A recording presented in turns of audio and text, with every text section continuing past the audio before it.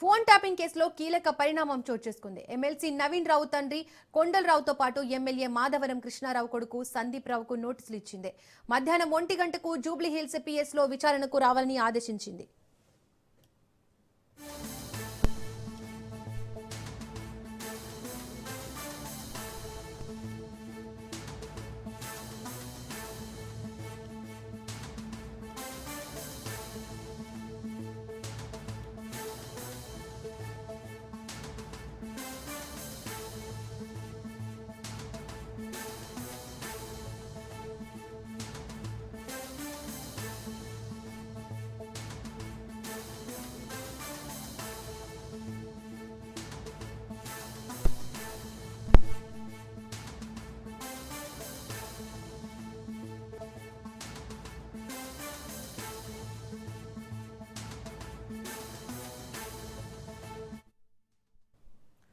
Phone tapping కేసులో కీలక పరిణామం చోటు చేసుకుంది. ఎమ్మెల్సీ నవీన్ రావు తండ్రి కొండలరావుతో పాటు ఎమ్మెల్యే మాధవరం కృష్ణారావు కొడుకు సందీప్ రావుకు నోటీసులు ఇచ్చింది.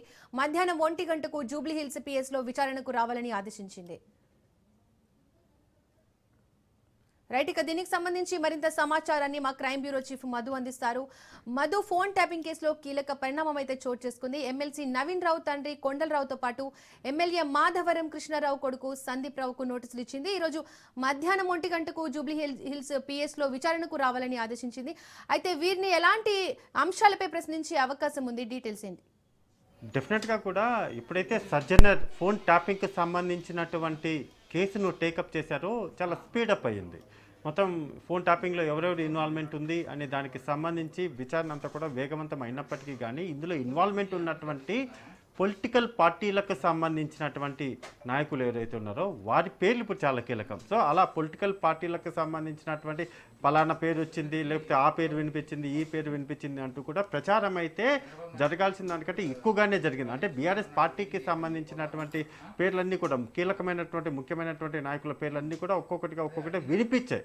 కానీ ఎక్కడా కూడా అఫీషియల్గా మాత్రం ఎక్కడా కూడా ఆన్ ద రికార్డ్ అయితే కనిపించలేదు. కానీ ఇప్పుడు చూసుకుంటే మాత్రము ఇద్దరు కీలకంగానే మారని చెప్పవచ్చు. అందులో భాగంగానే ఈరోజు మధ్యాహ్నం 1 గంటకు తమ ఎదుట హాజరు కావాలంటూ కూడా ఎమ్మెల్సీ నవీన్ రావు అయినటువంటి తండ్రి కొండలరావు, అదేవిధంగా ఎమ్మెల్సీ మాధవన్ కృష్ణారావు కొడుకు అయినటువంటి సందీప్ రావు ఎదుగుతున్నారో వాళ్ళకి సంబంధించినటువంటి నోటీసులు ఇప్పుడైతే సిట్ అధికారులు జారీ చేశారు. ఖచ్చితంగా ఇది కీలక పరిణామమే. అంటే ఫోన్ ట్యాపింగ్ వ్యవహారంలో ఇది చాలా కీలకమైనటువంటి పరిణామంగానే మనం చూడాలి. ఎందుకు అనుకుంటే మాత్రము కొండలరావు అనేది సంబంధించినటువంటి వ్యవహారంలో ఎమ్మెల్యే కొడుకు ఇవ్వడము, ఎమ్మెల్సీ తండ్రికి ఇవ్వడం, ఇదంతా కూడా అంటే వీళ్ళకేంటి సంబంధం అనేది ఇప్పుడు చాలా కీలకం. అంటే వీళ్ళ ఇన్వాల్వ్మెంట్ ఏ స్థాయిలో ఉంది, వీళ్ళు ఎందుకని ఈ ఫోన్ ట్యాపింగ్ వ్యవహారంలో సిట్ వీళ్ళకు నోటీసులు ఇవ్వాల్సి వచ్చింది అనేది ఒకసారి చూసుకుంటే మాత్రము ఖచ్చితంగా కూడా వీళ్ళతో పాటు ఇంకా ఎవరైనా ఉన్నారు అంటే ఫోన్ ట్యాపింగ్ వ్యవహారంలో ఇప్పుడు ఉన్నటువంటి వీళ్ళిద్దరి పేర్లు ఎప్పుడైతే తెర మీదకి వచ్చాయో, నవీన్ రావు కావచ్చు, కొండలరావు కావచ్చు, వీళ్ళిద్దరి పేర్లు ఎప్పుడైతే తెర మీదకి వచ్చాయో యూటర్న్ ఏదైనా జరగబోతుందా, అంటే కేసు అంతా కూడా కీలకమైనటువంటి టర్న్ ఏదైనా తీసుకోబోతుందా అనేది చూడాల్సినటువంటి విషయం. అండ్ మోర్ ఓవర్ ఇప్పటికే విచారించాల్సినటువంటి ప్రభాకర్ రావు ఎవరైతే ఉన్నారో ఆయన్ను పూర్తిగా కూడా తమ కస్టడీలోకి తీసుకున్నటువంటి సిట్ అధికారులు విచారించారు. అలా విచారించినటువంటి భాగంగానే ఏ మాత్రం కూడా అంటే ఇప్పటి వరకు దొరికినటువంటి హార్డ్ డిస్క్లు కావచ్చు, లేకపోతే మొబైల్ ఫోన్లు కావచ్చు, కొన్ని కీలకమైనటువంటి డాక్యుమెంటేషన్స్, సిస్టమ్స్లో ఉన్నటువంటి ఆధారాలు వాటన్నిటిని కూడా ట్రాష్ అయిపోయినా సరే అవన్నీ కూడా పూర్తిగా కూడా స్మాష్ చేసేసారని, కొన్ని వచ్చేసి వికారాబాద్ అడవుల్లో ఉన్నాయి, కొన్ని మూసిలో పడేశారంటూ కూడా అప్పట్లో సిట్ అధికారులు వెళ్ళారు, అక్కడ తనిఖీలు కూడా చేశారు. చేసినటువంటి తనిఖీలలో కొన్ని ఆధారాలు కూడా దొరికాయి. అలా దొరికినటువంటి వాటిని మళ్ళీ చాలా కష్టం మీద సిట్ అధికారులు అయితే దాంట్లో ఉన్నటువంటి ఇన్ఫర్మేషన్ ఏదైతే ఉంటుందో ఆ ఇన్ఫర్మేషన్ అంతటిని కూడా వెలికి తీశారు, కొంతవరకు ఐడెంటిఫై చేశారు. అయితే ఈ నేపథ్యంలోనే పోలీస్ అధికారులు అంటే గతంలో పనిచేసినటువంటి పోలీస్ అధికారులు ఎవరైతే ఉన్నారో ఆ సిట్కి సంబంధించినటువంటి పోలీసు బృందము ఇప్పుడు అంతా కూడా ఎస్ఐబిలో ఉన్నటువంటి తిరుపతిని కావచ్చు, లేకపోతే ఇప్పుడున్నటువంటి ప్రభాకర్ రావుని కావచ్చు, వీళ్ళందరినీ కూడా ఒక్కొక్కరిగా విచారించారు.